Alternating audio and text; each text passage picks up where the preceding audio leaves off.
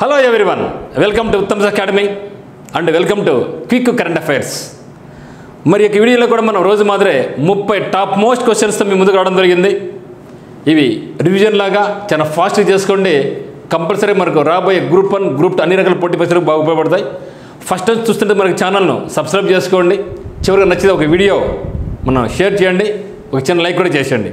మరి చూద్దామా? Now come to question number 1. దేశంలో అత్యధికంగా మామిడి ఉత్పత్తి చేసే రాష్ట్రాల్లో అగ్రస్థానంలో ఉన్న రాష్ట్రం ఏది అంటున్నారు మిత్రమా. ఓకే, సో దేశంలో అత్యధికంగా మామిడి ఉత్పత్తి చేసేది ప్రొడక్షన్ ఇన్ మ్యాంగోస్ ఏ రాష్ట్రం ఆడుతున్నాడు? ఒడిశా, కర్ణాటక, ఆంధ్రప్రదేశ్, తమిళనాడు. చెప్పాలి మిత్రమా. సో ఆంధ్రప్రదేశ్. సో ఆన్సర్ వచ్చేసి ఆంధ్రప్రదేశ్.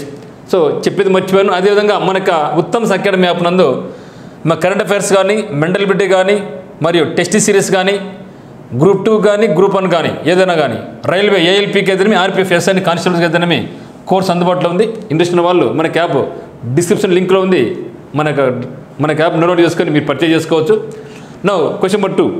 క్రికెట్, స్క్వాష్, బేస్బాల్ లేదా soft ball, lacrosse, flag foot ఆటలు ఐదింటిని 2028 ఒలింపిక్స్లో, ఓకే, సో 2028 ఒలింపిక్స్లో ప్రవేశపెట్టాలని అంతర్జాతీయ Olympic committee, international Olympic committee ఎన్నవ సమావేశంలో ఆమోదం పొందింది? ఏం చెప్తున్నారు ఇక్కడ? 2028 ఒలింపిక్ గేమ్స్లో ఒక 5 ఆటలు కొత్తగా ప్రవేశపెట్టబోతున్నారు. ఒకటి క్రికెట్, స్క్వాష్, బేస్బాల్ లేదా soft ball, then lacrosse, then flag foot ఆటలు ఐదింటిని కూడా 2028 ఒలింపిక్స్ క్రీడలో ప్రవేశపెట్టబోతున్నారు. ఇప్పుడు మనకు 2024 ఈ సంవత్సరం జరిగే క్రీడలు ఏంటంటే ఒలింపిక్ ఫ్రాన్స్ రాజధాని ప్యారిస్లో జరగబోతున్నాయి. అందుకని మనం ప్యారిస్ ఒలింపిక్స్ అంటాం. మరి 2020లో జరిగేటువంటి టోక్యో ఒలింపిక్స్, ఇప్పుడు జరిగే 2024 ఒలింపిక్స్. మరి నెక్స్ట్ 4 ఇయర్స్ ఇది ఎవరి 4 ఇయర్స్ వస్తే జరుగుతుంటుంది అనమాట. అవి ఎక్కడ జరుగుతాయి మనకంటే 2020 ఒలింపిక్స్ గేమ్స్ అనమాట. అవి ఎక్కడ జరుగుతున్నాయంటే అమెరికాలో జరుగుతాయి. సో అమెరికాలో జరుగుతాయి. మరి అక్కడ ఈ 5 ప్రవేశపెట్టాలనేసి క్రికెట్ను, ఇంతవరకు క్రికెట్ లేదు, ఒలింపిక్స్లో క్రికెట్ లేదు, ఎప్పుడో ఒకప్పుడు తర్వాత లేదు. Squash, baseball, soft ball, lacrosse, flag ఇవన్నీ ప్రవేశపెట్టారు. అయితే ఇది అంతర్జాతీయ ఒలింపిక్ కమిటీ ఎన్నవ సమావేశంలో ఆమోదం పొందింది? ఈ యొక్క సమావేశం జరిగింది కూడా మన భారతదేశంలోనే ముంబైలో జరిగింది. ఆ యొక్క సమావేశంలో నిర్ణయించడం జరిగింది. మరి ఎన్నో సమావేశం అంటున్నారు? 142, 145, 139 అంటే ఆన్సర్ వచ్చి 141. సో 141వ సమావేశం బాంబేలో జరిగింది. ఆ యొక్క బాంబే సమావేశంలో ఇక 5 ప్రవేశపెట్టాలని ఈ యొక్క ఇంటర్నేషనల్ ఒలింపిక్ కమిటీ నిర్ణయించిందనమాట.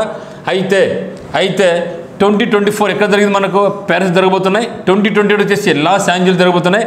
అదో 2032లో బ్రిస్బేన్ అండ్ క్వీన్లాండ్ ఆస్ట్రేలియా జరగబోతున్నాయి.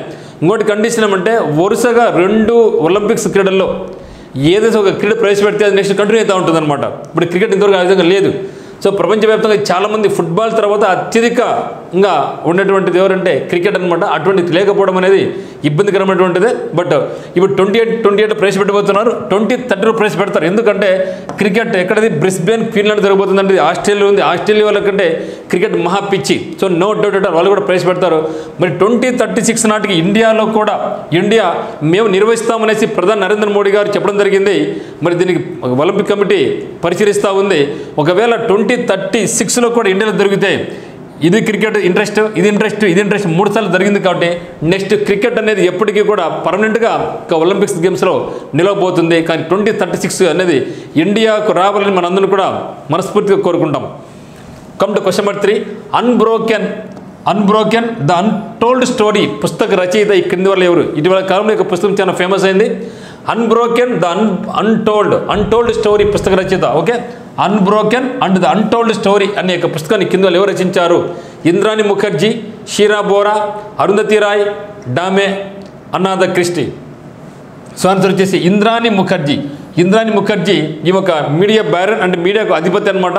తనకు కూతుర్ని చంపింది అనే అభియోగాలు ఉన్నాయి. జైలుకి వెళ్ళి వచ్చింది. అప్పుడు ఈమె పుస్తకం రాసింది అన్బ్రోకెన్ ద అన్టోల్డ్ స్టోరీ అనే పుస్తకం రచింది ఎవరంటే ఇంద్రాణి ముఖర్జీ. సో ఇంద్రాణి ముఖర్జీ తన కూతురి షీరా బోరాను హత్య చేసినట్టుగా ఆరోపణలు ఎదుర్కొన్నటువంటి మీడియాకు హెడ్ అనమాట. ఆగస్టు 25, 2015 ఇంద్రాణి ముఖర్జీ ఆమె తన కుటుంబంలో పుట్టినరోజు వేడుకల కోసం ఎదురు చూస్తున్న రోజున ఆమె తన కుమార్తెను హత్య చేసిన ఆరోపణలపై పోలీసులు తీసుకెళ్లడం జరిగింది. ఆ తర్వాత 8 ఏళ్ళ తర్వాత సో 2015లో పోతే 8 ఇయర్స్ అంటే ఎంత 20 23 8 ఏళ్ల తర్వాత బెయిల్పై బయటకు వచ్చిన Indrani Mukerjea unbroken the untold story అనే ఆత్మకథ, దిస్ ఇస్ ఆటోబయోగ్రఫీ అనమాట, autobiography of Indrani Mukerjea unbroken the untold story. So July 30, 2023 ఈ యొక్క బుక్ కూడా ప్రచురించబడింది. క్వశ్చన్ నెంబర్ 4, కేంద్ర న్యాయశాఖ మంత్రి మార్చి 6, 2023 తెలిపిన ప్రకారం గత 8 సంవత్సరాలలో భారత ప్రభుత్వం వాడుకలో లేని పురాతనమైన X సంఖ్యలో చట్టాలను మరియు శాసన పుస్తకం నుండి తొలగించింది. అటువంటి మరో Y పుస్తకాల సంఖ్యలో చట్టాలను తొలగించడానికి రాబోయే పార్లమెంట్ సమావేశాల్లో కేంద్ర న్యాయశాఖ మంత్రి బిల్లు ప్రవేశపెట్టి నుండి ఇక్కడ X మరియు Y అంటే ఏంటి చూసారు, బిట్ ఎంత వెరైటీగా ఉందో. అంటే ఇటీవల కాలంలో ఇటువంటి బిట్స్ అడుగుతున్నారు. మనం ప్రతిదాన్ని కూడా ఒక మంచి కోణంలో చూడాల్సి ఉంటుంది. ఈ బిట్ ఇంపార్టెంట్ కానీ చెప్తాను కుదరదు. ఎందుకంటే మనమంతా ఇది గన్ షాట్ బిట్ ఇది ఇస్తారు మనం అనుకుంటూ ఉంటాం. కానీ మనకు పేపర్ సెట్ చేసేవాళ్ళు ఏ బిట్ ఇస్తే అభ్యర్థి చేయలేడో ఆ విధంగా వాళ్ళు మనకు ఇస్తూ ఉంటారనమాట. ఆ రెండు బ్యాలెన్స్ చేసుకుంటేనే మనకు మంచి మార్కులు వస్తాయన్నమాట. అయితే ఇక్కడ X అండ్ Y విలువలు ఎంత అంటున్నాడు. ఇక్కడ X అండ్ Y విలువలు ఎంత అంటే 1486 అండ్ 65 అనేది ఇక విలువలు అనమాట.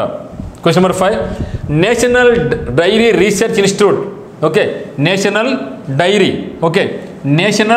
డైరీ రీసెర్చ్ ఇన్స్టిట్యూట్ కర్నాల్ భారతదేశం మొదటి క్లోన్ చేయబడినటువంటి ఆడదూడను ఉత్పత్తి చేసింది. ఎక్కడది నేషనల్ డైరీ రీసెర్చ్ ఇన్స్టిట్యూట్ అనేది ఎక్కడుందంటే కర్నాల్లో ఉంది. ఇక కర్నాల్ ఉన్నటువంటి నేషనల్ డైరీ ఇన్స్టిట్యూట్ భారతదేశం యొక్క మొట్టమొదటి క్లోన్ చేయబడినటువంటి ఆడదూడను ఉత్పత్తి చేసింది. అయితే ఇక ఆడదూడ యొక్క జాతి ఏమి మరి దాని యొక్క పేరు ఏమి వరుసగా ఎంపిక చేయండి అంటున్నాడు మిత్రమా. గిర్ మరియు గంగా అంటే గిర్ అనేది ఏమి దాని యొక్క జాతి పేరు, గంగా అనేది ఆ యొక్క దూడ యొక్క పేరు. ఒంగోల్ మరియు గోదావరి, సహివాల్ మరియు నర్మదా, రెడ్డి సింధి మరియు యమున. అయితే మనకు ఒంగోలు రాదు, ఎందుకంటే ఒంగోలు గిత్త, పుంగనూరు ఇట్లా వచ్చిన మనకి మన ఆంధ్రప్రదేశ్ అనమాట. కాబట్టి కంపల్సరీగా 2 అయితే కాదు, ఓకేనా. సో మరి నేషనల్ డైరీ ఇన్స్టిట్యూట్ కర్నాల్ ఎక్కడుంది మనకు అని చూసుకుంటే మనం గుజరాత్లో ఉంది. కాబట్టి గిర్ మరియు గంగా అనేది దీని యొక్క పేర్లు అనమాట. అంటే ఈ యొక్క ఆడదూడ పేరు వచ్చేసి క్లోన్, జాతి పేరు వచ్చేసి గిర్, దూడ పేరు వచ్చేసి గంగా. ఆన్సర్ వచ్చేసి మనకు ఒకటే అనమాట. మరి ఖరీఫ్ మార్కెటింగ్ సీజన్ 2023-24కి సంబంధించి బియ్యం సేకరణ అంచనా ఎంత? ఇటీవల కాలంలో చూస్తున్నాం బియ్యం రేట్ ఎక్కడో కూర్చునింది. 6 months ముందు ఉన్నటువంటి 25-26 కిలో రేటు 1200 ఉంటే ఇప్పుడు దాదాపు ఈరోజు 1500 చేరిపోయింది. 2000 వరకు పెరగచ్చని అంచనాలు ఉన్నాయి. అందులో భారతదేశం కూడా బియ్యం ఎగుమతిని బాగా తగ్గించి పడేసింది. మరి ఖరీఫ్ మార్కెటింగ్ సీజన్ KMS 2023-24కి సంబంధించి బియ్యం సేకరణ అంచనా ఎంత వేసింది లక్షల మెట్రిక్ టన్నులలో? సో 372.42 లక్షల మెట్రిక్ టన్నులు, 421.72, 321.27 అండ్ 521.27 lakhs మెట్రిక్ టన్స్ అనమాట. ఎస్, వాట్ ఇస్ ఆన్సర్ మా? సో ఖరీఫ్ మార్కెటింగ్ సీజన్లో సో 2023-24 సంబంధించి ఎన్ని లక్షల మెట్రిక్ టన్నులను సేకరించాలనుకుంటుందంటే ఆన్సర్ 521.27 మెట్రిక్ టన్స్. మరి క్వశ్చన్ నెంబర్ 7, 450 కిలోమీటర్ల ఎత్తులో చూడండి బిట్టు ఎంత వెరైటీగా ఉంది. ఇది 450 కిలోమీటర్ల ఎత్తులో 785.1 సెకండ్, 880.1 సెకండ్, 900.1 సెకండ్ల సమయంలో MSSLV D2 ప్రయోగ భాగం నుండి వేరు చేయబడి ఈ క్రింది ఉపగ్రహాలను వరుసగా గుర్తించండి. ఓకే, ఇది SI ఎగ్జామ్ అడగడం జరిగింది అనమాట. 25th 10 2020 మెయిన్ ఎగ్జామినేషన్ అడగడం జరిగింది. చూడండి మిత్రమా, 450 కిలోమీటర్ల ఎత్తులో 785.1 సెకండ్, 880.1 సెకండ్, 900.1 సెకండ్ల సమయంలో SSLV రాకెట్ D2 ప్రయోగం నుంచి వాహనం నుంచి వేరు చేయబడ్డాయి. అయితే అవి ఏంటివి అంటున్నాడు మిత్రమా. So EOS 07 Azadi shot 2 Johnson 1, Azadi shot 2 జానస్ 1, EOS 07 జానస్ 1 Azadi shot 2, జానస్ 1 Azadi shot 2 and EOS 7. So మొట్టమొదటిగా విడిపోయింది ఏదంటే EOS 07 విడిపోయింది. ఆ తర్వాత రెండోది ఏమంటే జానస్ 1 విడిపోయింది. ఆ తర్వాత ఆజాదీ షాట్ విడిపోయింది. ఇది వరుస క్రమంలో ఆ యొక్క రాకెట్ నుంచి వేరుపడ్డాయి అనమాట. ఇవన్నీ కూడా ఏంటివి? EOS 07 జానస్ 1 అండ్ ఆజాదీ షాట్ 2 అనమాట. క్వశ్చన్ నెంబర్ 8, GST కౌన్సిల్ 50వ సమావేశం సిఫార్సులకు సంబంధించి సరికాని వాక్యం ఎంపిక చేయండి. సో బిట్లని ఇట్లా ఉంటాయి మిత్రమా, టైం కూడా ఎక్కువ తీసుకుంటాయి. ఇంతలాగా ఏదో 30 సెకండ్స్లో 1 minute అయిపోయి కాదు, ఇవి చాలా టైం తీసుకుంటుంది. మనకు ఆ సబ్జెక్ట్ మీద మంచి పట్టు లేకపోతే మనం బిట్టు పెట్టలేము. కానీ ఏదంటే పెడదామని కూడా నెగిటివ్ మార్క్ ఉండిపోయా. ఇక్కడ మనకు చాలా జాగ్రత్తగా అలర్ట్గా ఉండాలి. సో జిఎస్టీ కౌన్సిల్, సో మొట్టమొదటిగా మనకి జిఎస్టీ ఎప్పుడు ఏర్పడింది మనకంటే జూలై 1, 2027లో. ఓకే, సో జూలై 1, 2017లో జిఎస్టీ మనకి గూడ్స్ అండ్ సర్వీస్ ట్యాక్స్ అనేది ఏర్పాటు కావడం జరిగింది. మరి ఇప్పుడు ఈ యొక్క జిఎస్టీ ద్వారానే భారతదేశానికి ఎంతో మనకు ఈ యొక్క ట్యాక్స్ రూపేణ వసూలు కాబోతూ ఉంది. దాన్ని బేస్ చేసుకొని జిఎస్టీలో సగం రాష్ట్రాలకు సగం కేంద్రం పెట్టుకొని మౌలిక సదుపాయాల కల్పన బాగా జరుగుతూ ఉందన్నమాట. మరి క్యాసినో, గుర్రపు రేసులు మరి ఆన్లైన్ గేమ్లకు పూర్తి ముఖ్యలపై 28% ఏకరీతి రేటుతో పన్ను విధించమని చెప్పడం జరిగిందా?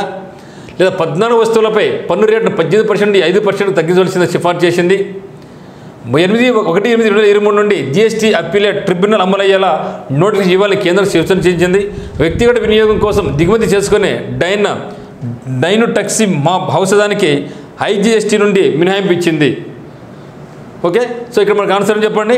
సో 14 వస్తువులపై పన్ను రేటును 18% నుంచి 5%కు తగ్గించాలని సిఫార్సు చేసిందనమాట. క్వశ్చన్ నెంబర్ 9, చంద్రయాన్ 3లో గల ల్యాండర్ రోవర్పై అమర్చిన క్రింది పరికరాలను అవి చేసే పనులతో జతపరచండి అంటున్నాడు. ఇది జతపరచండి, ఇది కూడా మనకి ఏపీఎస్ఎం మెయిన్స్ ఎగ్జామ్ అడగడం జరిగింది. చంద్రయాన్ 3లో గల ల్యాండర్ లేదా రోవర్పై అమర్చిన క్రింది పరికరాలు ఏమి అమర్చారంటే చాస్తే అమర్చడం జరిగింది. రాంబా ఎల్పి, ఐఎల్ఎస్ఏ మరి LIBS LIBS. Okay, చాస్తే, రాంబా LP, ILSA మరియు లిబ్స్ ఈ 4ంటిని కూడా మన చంద్రయాన్ 3లో ఉన్నటువంటి రోవర్కు అమర్చడం జరిగింది. అయితే ఇవి దేనికి చెప్తాయి అంటున్నాడు. ఓకే, ఇవి దేనికి సంబంధించినవి అడుగుతున్నాడు అనమాట. మరి చూద్దామా. ఈ పక్క మనకి ఏమి ఇచ్చారంటే గుణాత్మక మరియు పరిమాణాత్మక మూలకాల విశ్లేషణ, చంద్రుని ధ్రువ సమీప ఉపరితల ఉష్ణధర్మల అధ్యయనం, ల్యాండింగ్ ప్రదేశంలో ప్రకంపనాలు కలవడం, మరి ఈ పక్క మనకు ఉపరితలానికి దగ్గరలో ప్లాస్మా సాంద్రత లెక్కించడం, వీటిని మనం జతపరచమంటున్నాడు అనమాట. మరి సార్ జతపరచం. అయితే మనకు అందరికీ తెలుసు ఈ యొక్క చంద్రయాన్ 3 అనేది ఎప్పుడు ల్యాండ్ అయింది మనకు 23 ఆగస్టు 2023 నాడు మనకు చంద్రుని దక్షిణ ధ్రువ ల్యాండ్ అయిందనమాట. ఆ తేదీ మనం ఏం చేస్తామంటే స్పేస్ డేగా నేషనల్ స్పేస్ డే మనం అబ్జర్వ్ చేయడం జరుగుతుందన్నమాట. సో 23 ఆగస్టు 2023 నాడు మరి ఈ యొక్క చంద్రయాన్ 3 తీసుకున్న రాకెట్ పేరు ఏమంటే LVM3M4 అనే రాకెట్ ద్వారా చంద్రయాన్ 3ని మనం ప్రయోగించడం జరిగింది. ఓకేనా. మరి ఇక్కడ సార్ చూద్దాం. చేస్తే రాంబా ఎల్పి, ఐఎల్ఎస్ఏ, లిబ్స్. మరి దీనికి సరైన ఒకసారి చూద్దాం మిత్రమా. ఒకసారి చూస్తే చేస్తే, సో చేస్తే చూస్తే ఎక్కడంటే ఇది ఎందుకు ఉపయోగిస్తారంటే ఇది ఏం పరిశీలన చేస్తూ ఉందంటే చంద్రుని ధ్రువ సమీప ఉపరితల ఉష్ణధర్మ అధ్యయనం. ఏ విధంగా ఉష్ణం ఉంది, ఎటువంటిదిగా ఉంది అది చెప్పడం జరిగింది. సో భూమి అడుగుపోయేది చాలా తీవ్రమైనటువంటి అక్కడ వేడిగా ఉంటుందని కూడా చెప్పడం జరిగింది అనమాట. సో చంద్రుని ధ్రువ సమీప ఉపరితల ఉష్ణధర్మాల అధ్యయనం చేస్తే అనేది. మరి చూస్తే లాంబా ఎల్పి చూస్తే మనకు ఉపరితలానికి దగ్గరలో అంటే B4 అనమాట. ఉపరితలానికి దగ్గరలో ప్లాస్మా సాంద్రత లెక్కిస్తుందన్నమాట. మరి ఐఎల్ఎస్ఏ చూస్తే ల్యాండింగ్ ప్రదేశంలో ప్రకంపనాలు కొలుస్తూ ఉంటుందన్నమాట. అంటే ఏ విధంగా ప్రకంపిస్తుంది అంటే ఐఎల్ఎస్ఏ ల్యాండింగ్ ప్రదేశంలో ప్రకంపనలు కొలవడం. మరి లిబ్స్ వచ్చేసి గుణాత్మక మరియు పరిమాణాత్మక మూలక విశ్లేషణ గురించి చెప్తూ ఉంటుంది అనమాట. నా question number 10, understanding ecosystem for health and well being. దీని యొక్క వృత్తం అంటే ఈ కింద ఒక డే ఉంది, ఎర్త్ డేనా, 30వ national children's congress, world day of the sick 2023, world wetland day. వీటిలో ఒకదానికైతే మాత్రం understanding ecosystem for health and well being అని థీమ్ ఉంది అనమాట. ఆ యొక్క థీమ్ దేనికి సంబంధించినటువంటిది అంటున్నాను మిత్రమా. ఎర్త్ డేనా, 30వ నేషనల్ చిల్డ్రన్స్ సైన్స్ కాంగ్రెస్, మరి world day of the sick 2023, world wetland day. So దీనికి ఆన్సర్ వచ్చేసి 30వ నేషనల్ చిల్డ్రన్స్ సైన్స్ కాంగ్రెస్ సమావేశంలో జరిగింది. అది ఎక్కడ జరిగింది? గుజరాత్లో జరిగింది. ఏంది 30th national children's science Congress ఎక్కడ జరిగిందంటే మనకు గుజరాత్లో జరిగింది. దీని యొక్క థీమ్ ఏమంటే understanding ecosystem for health and well being అనేది దీని యొక్క అండర్స్టాండింగ్ అనమాట, దీని యొక్క థీమ్ అనమాట. క్వశ్చన్ నెంబర్ 11, EIU విడుదల చేసిన ది గ్లోబల్ లివబిలిటీ ఇండెక్స్ 2023 ప్రకారం మొదటి 3 ర్యాంక్ 1 నుంచి ర్యాంక్ 3 నగరాలు వరుసగా ఉంటున్నాడు మిత్రమా. సో ఏం చెప్తున్నాడు ఇక్కడ? EIU అంటే ఏమి? ఎకనామిస్ట్ ఇంటెలిజెన్స్ యూనిట్ అనమాట. EIU అంటే ఏమి? ఎకనామిక్ ఇంటెలిజెన్స్ యూనిట్ అనమాట. మరి ఈ యొక్క దాని ప్రకారం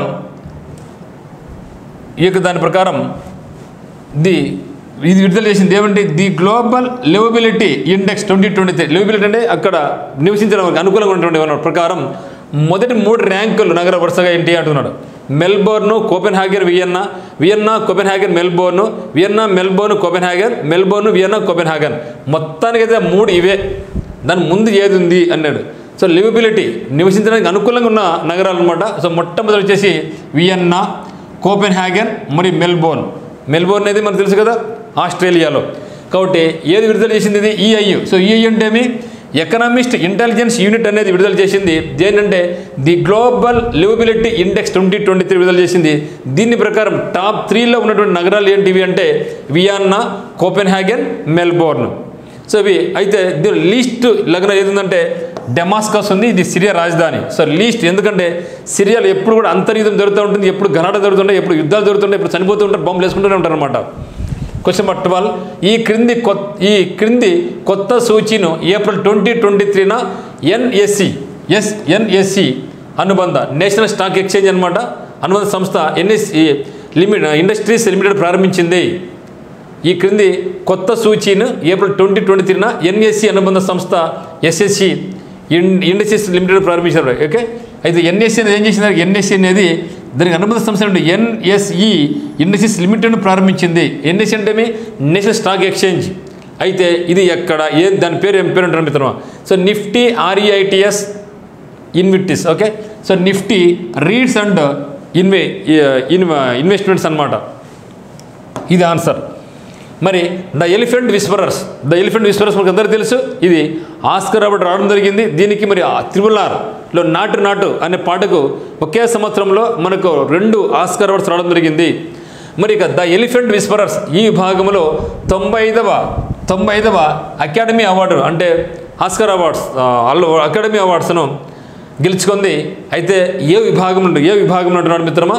యానిమేటెడ్ ఫిల్మ్, ఫీచర్ ఫిల్మా, డాక్యుమెంటరీ షార్ట్ ఫిల్మా, డాక్యుమెంటరీ ఫీచర్ ఫిల్మా, ఇంటర్నేషనల్ ఫీచర్ ఫిల్మా?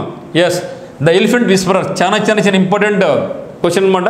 ద ఎలిఫెంట్ విస్పరర్స్కు అదే మాదిరిగా RRRలోని నాటు పాటకు మనకు రావడం ఆస్కార్ అవార్డు. అయితే ఏదికంటే documentary short film. Okay, so documentary short film గాను ద ఎలిఫెంట్ విస్పరర్స్ అనే దానికి అవార్డు రావడం జరిగింది. మన తెలుగులో RRR అనే సినిమాకు కూడా నాటు సాంగ్కు రావడం జరిగింది. Question number 14. Asia wrestling championship 2023 భారతదేశ పతాక విజేతలకు సంబంధించి సరికన్ జతను ఎన్నుకోండి. మరి చెప్పేది ఇప్పుడు డిస్కస్ చేస్తే మనం గ్రూప్ 1 గ్రూప్ 2 ఎగ్జామ్ ఉంది కాబట్టి దేనికైనా సరే మనం ఫాస్ట్గా ఉండాలి కాబట్టి మనం ఫాస్ట్ చేస్తున్నాం. మీరు చాలా జాగ్రత్తగా గమనించండి మిత్రమా. అమర్ సెహరావత్ బంగారు పథకం 57 kg పురుషుల స్టీఫెల్. మనీషా కంచు పథకం 65 kg మహిళా స్టీఫెల్ ఫ్రీ స్టైల్. నిషా దహియా కంచు పథకం 68 kg మహిళా ఫ్రీ స్టైల్. అండ్ అన్ను మాలిక్ కంచు పథకం 57 kg మహిళల ఫ్రీ స్టైల్. సో మనకు కలిసిందేమి సరికాన్ జత. సో నిషా దహియాకు రాలేదు. మరి అమ్మన్ షెహరావత్కు గోల్డ్ రావడం జరిగింది. మనీషాకు కంచు పథకం రావడం జరిగింది. అన్ను మాలిక్ కంచు పథకం రావడం జరిగింది. మరి క్వశ్చన్ నెంబర్ 15. ప్రపంచ బహుముఖి వైదరిక సూచి 2023 నివేదికను 11th జూలై 2023న ఈ క్రింది సంస్థ విడుదల చేసి అంటున్నాడు. ఏంటిది? World multi dimensional poverty index. దాన్ని ఎవరు విడుదల చేసినారు? ఐక్యరాజ్య సమితి అభివృద్ధి పథకం UNDPనా, అంతర్జాతీయ ద్రవ్యనిధి IMF, Oxford poverty and human development ఇనిషియేటివా అండ్ ప్రపంచ ఆరోగ్య సంస్థ WHOనా? ఒకసారి చూద్దాం. ఐక్యరాజ్య సమితి అభివృద్ధి పథకం, IMF, OPHI, WHO. మరి ఇది వరల్డ్ మల్టీ డైమెన్షనల్ పవర్టీ ఇండెక్స్ను ఎవరు విడుదల చేస్తుంటారు మిత్రమా? అందులో చూస్తే ఒకటి వచ్చేసి ఐక్యరాజ్య సమితి అభివృద్ధి పథకం UNDP విడుదల చేస్తుంది. మరి IMF అయితే చెయ్యదు. మరి OPHI 2 చేస్తాయి, WHO కూడా చెయ్యదు. సో ఆన్సర్ మనకి ఏమి A and D. So A and Dనా? సో A and D లేదు. Okay, right. Sorry, A and C. అయితే ఈ యొక్క world multi dimensional power index నందు భారతదేశం యొక్క ర్యాంక్ ఎంతంటే 111 out of 125 countries. India rank is 111. దీన్ని భారతదేశం తీవ్రంగా ఆక్షేపించింది. ఎందుకంటే మేము చాలా దేశాలకు మేము రైస్ సప్లై చేస్తున్నాం, చాలా దేశం హెల్ప్ చేస్తున్నాం. అటువంటి దాన్ని మాకు ఇంత తక్కువ ర్యాంక్ ఎట్లా వచ్చిందనేసి భారతదేశం తీవ్రంగా ఆక్షేపించింది. మరియు ఇక 111 అనేది ఏమంటే పారా ఏషియన్ గేమ్స్, ఇటీవల కల్ము జరిగినటువంటి 2023 జరిగిన పారా ఏషియన్ గేమ్స్ నందు భారతదేశం పథకాల సంఖ్య 111. మరి ఇదేమి పారా అట్లా నార్మల్గా ఏషియన్ గేమ్స్ అయితే మనం ఎన్ని సాధించాం పథకాలు మొత్తం అంటే 107. సో 107 ఏషియన్ గేమ్స్ పథకాలు. మరియు అదే ఏషియన్ గేమ్స్ పారాలో అయితే మాత్రం 111. మరియు పావర్టీ ఇండెక్స్ అయితే మనకి దేశ ర్యాంక్ ఎంత 111 అనమాట. Question number 16. ఇటీవల వార్తల్లోకి వచ్చిన భారతదేశ తొలి బధిర మహిళా అడ్వకేట్ ఎవరు అంటున్నాడు. ఓకే, ఇటీవల వార్తల్లోకి వచ్చినటువంటి భారతదేశ తొలి బధిర మహిళా అడ్వకేట్ ఎవరు అంటున్నాడు. Vrinda Grover, Sara Sunny, Meenakshi Arora, Zia Mody. Okay, Vrinda Grover, Sara Sunny, Meenakshi Arora and Zia Mody. Yes, ఇటీవల వార్తలకు వచ్చినటువంటి భారతదేశ తొలి బధిర మహిళ ఓన్లీ సైగల ద్వారానే అక్కడ కన్వర్జేషన్ జరిగిందనమాట. ఎవరంటే సారా సన్నీ. 2023 సెప్టెంబర్ 22న సారా సన్నీ సుప్రీంకోర్టులో ప్రధాన న్యాయమూర్తి జస్టిస్ డివై చంద్రచూడ్ ఎదుట ఇంటర్ప్రిటర్ సహాయంతో తన వాదన వినిపించి ప్రశంస అందుకోవడం జరిగింది. ఇలాంటి ఘనత సాధించిన మొదటి మహిళా బధిర అడ్వకేట్గా ఈమె వార్త నిలిచారు. దివ్యాంగుల హక్కుల కోసం జావేద్ అబీబీ ఈ ఫౌండేషన్ వారు వేసిన కేసులో ఫౌండేషన్ తరపున ఈమె తన బాధలను సైకిల్ ద్వారానే వాదించడం జరిగింది. ఇది చాలా ఇంపార్టెంట్ అంశం అనమాట. Question number 17. 2023 సెప్టెంబర్లో ప్రపంచ ఆరోగ్య సంస్థ WHO వరల్డ్ హెల్త్ ఆర్గనైజేషన్ మరి కేంద్ర ఆయుష్ మంత్రిత్వ శాఖ ఆధ్వర్యంలో సంప్రదాయ ఔషధాలపై తొలిసారిగా ప్రపంచ స్థాయి సదస్సును ఏ నగరం నిర్వహించారు? ఏం చెప్తున్నాడు? 2023 సెప్టెంబర్లో ప్రపంచ ఆరోగ్య సంస్థ మరియు కేంద్ర ఆయుష్ మంత్రిత్వ శాఖ ఆధ్వర్యంలో సంప్రదాయ ఔషధాలపై తొలిసారిగా ప్రపంచ స్థాయి సదస్సు ఎక్కడ జరిగింది అంటున్నాడు. లక్నో, జైపూర్, గాంధీనగర్, భోపాల్. ఎస్, మీ ఆన్సర్ ఈజ్ గాంధీనగర్. ప్రపంచవ్యాప్తంగా దాదాపు 170 దేశాలు సాంప్రదాయ వైద్య విధానాల ప్రయోజనాలు గుర్తించాయి. 100 దేశాలు జాతీయ వైద్య విధానాల్లో వాటిని భాగం చేశాయి. 30కి పైగా దేశాలు మన ఆయుర్వేదాన్ని సాంప్రదాయ ఔషధంగా గుర్తించాయి. 2014లో భారత ప్రభుత్వం ఆయుష్ను ఆయుర్వేద యోగా నేచపతిని చేయడం జరిగిందనమాట. మరి తెలంగాణకు చెందినటువంటి బీజేపీ సీనియర్ నేత ఇల్లు ఇంద్రసేనారెడ్డిని త్రిపుర గవర్నర్గా రాష్ట్రపతి ద్రౌపది ముర్ము నియమించారు. జనరల్గా గవర్నర్స్ ఎవరు నియమిస్తూ ఉంటారంటే రాష్ట్రపతి నియమిస్తూ ఉంటారు. తొలగి చెదరు కూడా ఆమెకే ఉంటుంది కాబట్టి. మరి ఇది సూర్యాపేట జిల్లా గరిడేపల్లి మండలం గానుగబండ గ్రామంలో జన్మించినటువంటి నట్ల ఇంద్రసేనారెడ్డి. నట్లు ఉంది, ఇల్లు ఉందండి. ఇంద్రసేనారెడ్డి ఉమ్మడి ఆంధ్రప్రదేశ్ బీజేపీ రాష్ట్ర అధ్యక్షుడిగా పనిచేయడం జరిగింది. ఓకే, ఇల్లు 3 సార్లు ఎమ్మెల్యే గెలుపొందారు ఈయన. ఓకే, అయితే ఈయన ఎవరి స్థానం నియమించబడ్డారు? ఓకే, ఇంద్రసేనారెడ్డి త్రిపుర గవర్నర్గా నియమించబడ్డారు. అయితే ఎవరి స్థానంలో అంటాడు? సత్యదేవ్ నారాయణ ఆర్య, రఘుబర్ దాస్, ఖమ్మంపాటి హరిబాబు, బండారు దత్తాత్రేయ. అయితే ఇదైతే కాదు. సో మనకున్న ఆన్సర్ ఏమి? సత్యదేవ్ నారాయణ ఆర్య. మరి అదే విధంగా గమనించండి, మన ఆంధ్రప్రదేశ్ మరి తెలంగాణ 2 రాష్ట్రాల నుంచి తెలుగు వాళ్ళు ఈ యొక్క 28 రాష్ట్రాలలో 3 రాష్ట్రాలకు గవర్నర్స్గా పనిచేస్తున్నారు. అది మనకు చాలా ఇంపార్టెంట్. మరి ఏమంటే ఖమ్మంపాటి హరిబాబు మిజోరాం గవర్నర్గా పనిచేస్తున్నారు. ఖమ్మంపాటి హరిబాబు. మరి ఇంద్రసేనారెడ్డి ఎక్కడికి? త్రిపురకి. మరి బండారు దత్తాత్రేయ ఎక్కడంటే హర్యానా. ఈ 3 రాష్ట్రాలు కూడా తెలుగు వ్యక్తులు గవర్నర్స్గా పనిచేస్తున్నారు. మరి ఇక్కడ చూసినట్టయితే మనకు త్రిపుర రాజధాని అగర్తల, త్రిపుర గవర్నర్ బీహార్కి చెందినటువంటి సత్యదేవ్ నారాయణ ఆర్య ఉన్నారు. మరి ఈయన స్థానంలో మనకి ఎవరు ఇచ్చారు? ఇప్పుడు త్రిపురకు ఇంద్రసేనారెడ్డి రావడం జరిగింది. ఆర్య స్థానంలో ఇంద్రసేనారెడ్డి నియామకం జరిగింది. త్రిపుర ముఖ్యమంత్రి ఎవరంటే మాణిక్ సహా. నా క్వశ్చన్ నెంబర్ 19. ఈ క్రింది స్టేట్మెంట్స్ పరిశీలించండి. జాతీయ రహదారులపై ప్రమాదాలకు అధునూతన టెక్నాలజీతో చెక్ పెట్టేందుకు NHAI జాతీయ రహదారుల అభివృద్ధి సంస్థ ఆర్టిఫిషియల్ ఇంటెలిజెన్స్ AI పరిజ్ఞానంతో అడ్వాన్స్డ్ టెక్నాలజీ సిస్టమ్ విధానాన్ని రూపొందించింది. ప్రస్తుతం జాతీయ రహదారులపై ఉన్న కెమెరాల స్థానంలో సరికొత్త video incident detection enforcement system technology కెమెరాలు ఏర్పాటు చేస్తారు. జాతీయ రహదారులపై ప్రతి 10 కిలోమీటర్లకు ఒక చోటు వైడ్స్ కెమెరాలను ఏర్పాటు చేస్తారు. ప్రతి 100 కిలోమీటర్లకు ఒక మినీ కమాండ్ కంట్రోల్ రూమ్ ఏర్పాటు కలుపుతారు. మరి జాతీయ రహదారుల వెంబడి వేరున్న ఆప్టికల్ ఫైబర్ నెట్వర్క్ను సద్వినియోగం చేసుకుని ఈ సెంటర్లు పనిచేస్తాయి. ఈ కమాండ్ కంట్రోల్ సెంటర్లను ఆ ప్రాంతంలోని పోలీస్ స్టేషన్లతో పాటు ఆయా రాష్ట్రాల విపత్తు నిర్వహణ సంస్థ కూడా అనుసంధానిస్తారు. అయితే మన క్వశ్చన్ ఏమంటే ఇక్కడ NHAI చైర్మన్గా ఎవరు బాధ్యతలు చేపట్టారు? సంతోష్ కుమార్ యాదవ్, సోమనాథ్, నితిన్ గడ్కరీ, గీతికా శ్రీవాస్తవ. అయితే చూస్తే ఇక్కడ నితిన్ గడ్కరీ ఎవరు? Road minister, road and transport.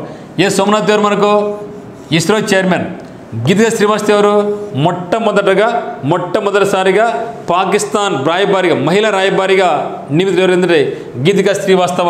మరి NHAI national highways authority of ఇండియాకు హెడ్ ఎవరంటే సంతోష్ కుమార్ యాదవ్. నేను క్వశ్చన్ నెంబర్ 20. దేశవ్యాప్తంగా ప్రభుత్వ, ప్రైవేట్, కార్పొరేట్ విద్యా సంస్థల్లో KG నుండి PG వరకు చదువుతున్న విద్యార్థులకు ఇకపై ఆధార్ తరహాలో అపార్ గుర్తింపు కార్డు అందుబాటుకు రానుంది. ఆధార్, ఇది APAAR PAN card. So Aadhaar తరహాలో అపార్ రానుంది. వన్ నేషన్ వన్ ఐడి పేరుతో 17 అంకెలుండే ఈ యొక్క కార్డులు ఇచ్చేందుకు కేంద్రం సన్నాహాలు చేస్తోంది. కాగా అపార్ను విస్తరించండి అంటాడు. మనకి కలిసిందంటే ఆధార్ కూడా రాసుకోండి. ఆధార్, ఓకే, ఆధార్. మరి గమనించండి, అపార్లో 17 అంకెలు ఉంటాయి, ఆధార్లో 12 అంకెలు ఉంటాయి, మరి పాన్లో 10 ఉంటాయి. పాన్ 10, ఆధార్ 12, అపార్ ఎక్కువ ఉంది 17. అయితే అపార్ అంటే ఏమంటారు మిత్రమా? అపార్ అంటే automated permanent academic account registry. చాలా ఇంపార్టెంట్ ఇదే. Okay, automated permanent academic account registry అనేది అపార్ యొక్క ఫుల్ ఫామ్. మరి దేశ రాజధానిలో నివసిస్తున్న కశ్మీర్ వలస కుటుంబాల నెలవారీ పరిహారాన్ని ప్రస్తుతం 10,000 రూపాయల నుంచి 8,000కు పెంచుతూ Delhi lieutenant governor VK Saxena కీలక నిర్ణయం తీసుకోవడం జరిగింది. ఇది మనకి ఇంపార్టెంట్ బిట్. దేశ రాజధానిలో ఎవరు నివసిస్తున్నారు? కశ్మీర్ వలస కుటుంబాలు ఎవరైతే ఉన్నారో వాళ్ళు ఎక్కడ నివసించేవాళ్ళు? ఢిల్లీలో నివసించేవాళ్ళు. గతంలో వాళ్ళకి 10,000 రూపాయలు ఇచ్చేది పెన్షన్, ఇక 10,000 రూపాయల నుంచి 8,000కు పెంచుతున్నట్లు ఢిల్లీ లెఫ్టినెంట్ గవర్నర్ అయినటువంటి VK సక్సేనా నిర్ణయించుకోవడం జరిగింది. 15,000, 20,000, 25,000, 27,000. Yes, answer is 27,000. ఏకంగా 17,000 రూపాయలు పెంచడం జరిగింది. ఎవరిలో? కశ్మీర్లో వలసగా వచ్చి, కశ్మీర్ పండిట్స్ వచ్చి ఢిల్లీలో నివసించే వాళ్ళకు గతంలో 10,000 రూపాయలు ఉంటే పెన్షన్ ఇప్పుడు 27,000 చేయడం జరిగింది. ఎవరంటే ఢిల్లీ లెఫ్టినెంట్ గవర్నర్ అయినటువంటి VK సక్సేనా. మరి దేశ రాజధానిలో నివసిస్తున్న కశ్మీర్ వలస కుటుంబాల నెలవారీ పరిహారాన్ని ఎంత పెంచారు? 10,000 నుంచి 20,000 పెంచడం జరిగింది. ఉగ్రవాద బాధిత కశ్మీరీలకు ఆసరాగా నిలిపేందుకు ఈ యొక్క మొత్తాన్ని కేంద్ర ప్రభుత్వ భద్రతా సంబంధిత వ్యయం పథకం కింద అందిస్తోంది. ప్రస్తుతం ఢిల్లీలో దాదాపు 2,000 కుటుంబాలు ఇవి ఉన్నాయన్నమాట. ఓకే, మరి విజయ్ కుమార్ సక్సేనా ఎవరైనా? విజయ్ కుమార్ సక్సేనా VK సక్సేనా ఢిల్లీ యొక్క లెఫ్టినెంట్ గవర్నర్. మరి జమ్మూ కాశ్మీర్ యొక్క లెఫ్టినెంట్ గవర్నర్ ఎవరు అంటే జమ్మూ కాశ్మీర్కి మనోజ్ సిన్హా. అక్కడ జమ్మూ కాశ్మీర్లో మంచు పడుతూ ఉంటుంది ఎప్పుడు కూడా. ఓకే, జమ్మూ కాశ్మీర్లో ఎప్పుడు మంచు పడుతూ ఉంటుంది కాబట్టి మనోజ్ సిన్హా 22. ఇటీవల వార్తల్లో నిలిచి 471 మంది మరణించిన ఆల్ అహ్లీ ఆసుపత్రి ఏ పట్టణంలో ఉంది? Kyiv, Gaza, Tel Aviv, Moscow. So Moscow అనేదేమి? రష్యా. ఓకే, కీవ్ అనేదేమి? ఉక్రెయిన్. మరి Tel Aviv so Iran. So మనకు ఆన్సర్ ఏమంటే ఇక్కడ గాజా. సో గాజా పలస్తీనాలోని గాజా పట్టణంలోని హమస్ తీవ్రవాదులు ఇజ్రాయెల్ దాడి చేయడంతో ఇజ్రాయెల్ బదులుగా దాడి చేస్తుంది. దాంట్లో గాజా పట్టణంలో ఆల్ అహ్లీ ఆసుపత్రిలో 470 మంది చనిపోవడం కూడా జరిగింది. ఇప్పుడు దాదాపుగా 26,000 పైచిలు మెంబర్స్ చనిపోవడం జరిగింది. చాలా దారుణంగా పరిస్థితి అనమాట. మరి WHO ఐక్యరాజ్యసమితి UNO చైర్మన్ హెడ్ కూడా చెప్పడం జరిగింది. అక్కడ పరిస్థితి చాలా భయానకంగా ఉంది అనే కళ్ళకు నీళ్ళు పట్టుకోవడం జరిగింది. దయచేసి యుద్ధాన్ని ఆపండి, యుద్ధాలు ఇది శాశ్వతం కాదు, ఇది యుద్ధాలు మంచిది కాదు, ఒక దేశం డెవలప్ కావాలంటే అని ఆయన వేడుకుంటున్నా కూడా ఆయన మాట వేరే వాళ్ళు ఎవరు లేరు ఇప్పుడు. సో ఇదన్నమాట. దెన్ 2023 స్వాతంత్ర దినోత్సవ వేడుకల్లో వివిధ వృత్తులకు చెందిన 1,800 మంది ప్రజలు వారి జీవిత భాగస్వామితో కలిపి ప్రత్యేక అతిథులుగా ఆహ్వానించబడ్డారు. వారిలో లేని వర్గం ఎవరు? గమనించారు ఇక్కడ 2023 స్వాతంత్ర దినోత్సవ వేడుకల్లో వివిధ వృత్తులకు చెందినటువంటి 1,800 మంది ప్రజలు వారి జీవిత భాగస్వామితో కలిపి ప్రత్యేక అతిథులుగా ఆహ్వానించబడ్డారు. వారు లేని వర్గం ఎవరు అంటున్నాడు. 660 పైగా ఉజ్వల గ్రామాలకు చెందిన 400 మంది సర్పంచులు, రైతు ఉత్పత్తిదారు సంస్థ నుండి 250 మంది, సెంట్రల్ విస్తా ప్రాజెక్టు ఇదంటే పార్లమెంట్ కట్టిన వాళ్ళు, పార్లమెంట్ కట్టినది సెంట్రల్ విస్తా ప్రాజెక్టు చెందిన 50 మంది శ్రమయోగులు, మరి 50 మంది చొప్పున యూనివర్సిటీ టీచర్లు, డాక్టర్లు, మరి సినిమా కార్మికులు. ఎస్, సో 660 పైగా ఉజ్వల యోజన బెనిఫిట్ పొందే సర్పంచులు, రైతు ఉత్పత్తిదారులు. ఇదైతే కాదు, ఇది రాంగ్ అనమాట. క్వశ్చన్ 24, 2023-24 కేంద్ర బడ్జెట్ ప్రవేశపెడుతూ కేంద్ర ఆర్థిక మంత్రి 3 నిర్దిష్ట రంగాలకు సేవలు అందించేలా అమృత కాలంలో ఈ క్రింది 4 పరివర్తనాత్మక అవకాశాలు దోహదం చేస్తారని పేర్కొన్నారు. అవి ఏంటివి అంటే అవి మనం కనుక్కోవాలి ఇక్కడ.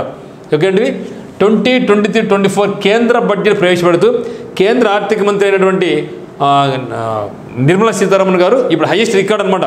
ఇప్పుడు ప్రవేశపెట్టబోయే బడ్జెట్తో ఇవి హైయెస్ట్ రికార్డ్. ఇంతవరకు ఇన్నిసార్లు లోక్సభలో బడ్జెట్ ప్రవేశపెట్టిన ఎవరు ఆర్థిక మంత్రి లేరు. మొట్టమొదటిసారిగా నిర్మలా సీతారామన్ రికార్డు సృష్టించింది. రంగాలకు సేవలు అందించేలా అమృత కాలంలో ఇక క్రింది 4 పరివర్తనాత్మక దోషం చేస్తాయి. మహిళల ఆర్థిక సాధికారకత, పిఎం వికాస్, పర్యాటకం, పిఎం ఆవాస్ యోజన, హరిత వృద్ధి. ఏదంటారు మిత్రమా? ఎస్, మహిళల సాధికారకత ఉంది, పిఎం వికాస్ ఉంది, దెన్ పర్యాటకము ఉంది. అయితే హరిత వృద్ధి లేదండి, సారీ పిఎం ఆవాస్ యోజన లేదు, హరిత వృద్ధి అంటే ABCE. So ABC the right answer.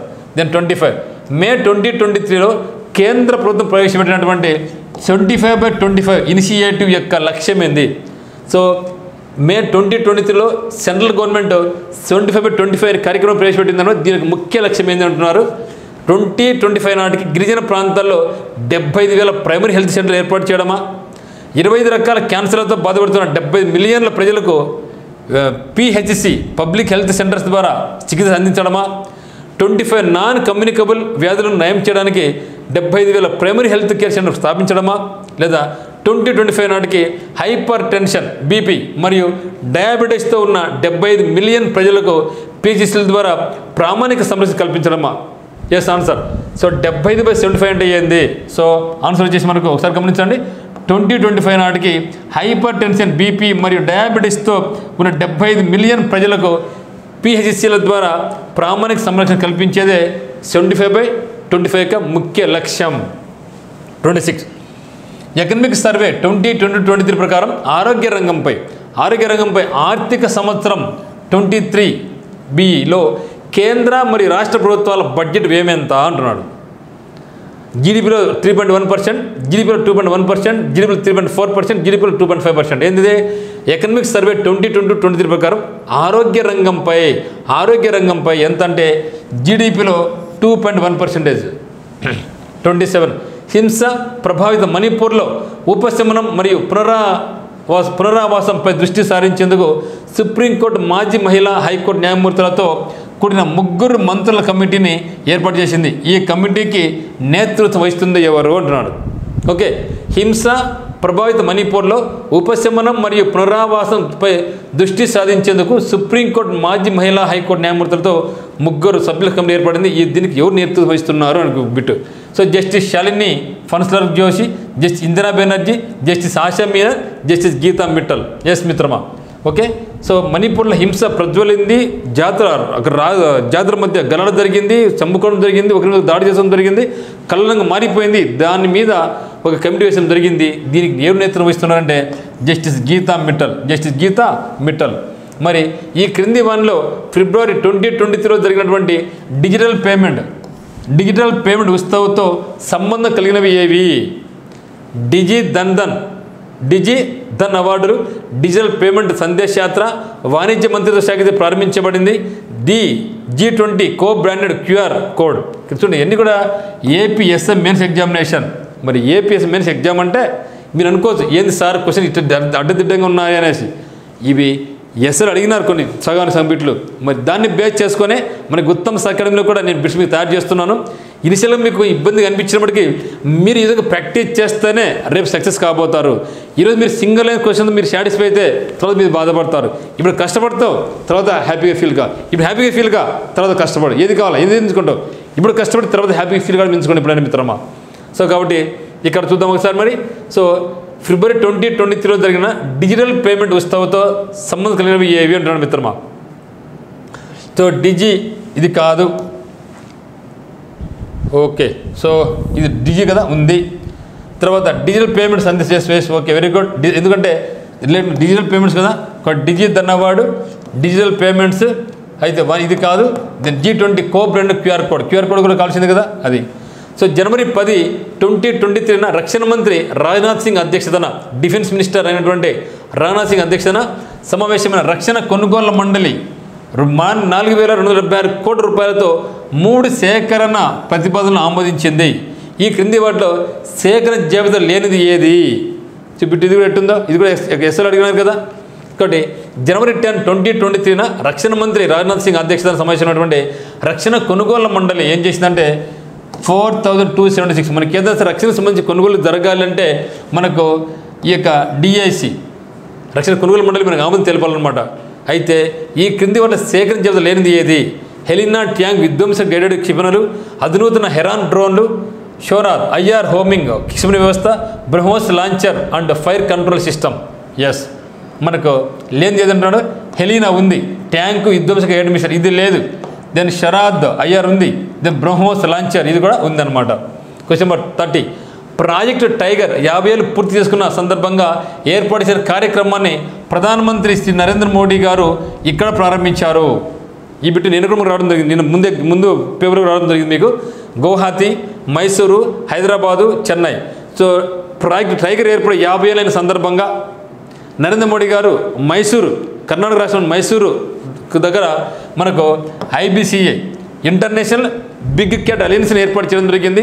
చాలా ప్రపంచ దేశాలని కూడా మనకు మద్దతు పలుకుతున్నాయి. ఇప్పుడు మనకి IBCA అంటే ఇప్పుడు టైగర్ ఏర్పడి 50 ఏళ్ళైన సందర్భంగా IBCAని ఏర్పరిచింది ఎవరంటే ప్రధాని నరేంద్ర మోడీ గారు. ఎక్కడంటే ఇండియాలో మైసూరులో. IBCAలో మొత్తం 7 పిల్లి జాతి లక్షణాలు ఉంటాయి అన్నమాట. మంచు పులి, లెపార్డు, ప్యూమా, జాగ్రా ఇవన్నీ ఉన్నాయన్నమాట. ఓకే, సో కాబట్టి ఎక్కడ ప్రారంభించారంటే మైసూరు. ఇది మిత్రమా ఈనాడు క్విక్ రివిజన్ కరెంట్ అఫైర్స్. మరి ఖచ్చితంగా మీకు వీడియో నచ్చితే ఒక షేర్ చేయండి, ఒక లైక్ చేయండి, మనకి ఛానల్ సబ్స్క్రైబ్ చేసుకోండి. మరి మనకి కోర్స్ కావాల్సిన వాళ్ళైతే మాత్రం మనకి ఉత్తమ్స్ అకాడమీ కింద డిస్క్రిప్షన్ లింక్ ఉందన్నమాట. సో దాని యొక్క డిస్క్రిప్షన్ లింక్ను క్లిక్ చేసుకొని మనకి యాప్ను డౌన్లోడ్ చేసుకొని మనకి కోర్స్ మీరు పర్చేజ్ చేసుకోవచ్చు. So thank you for watching.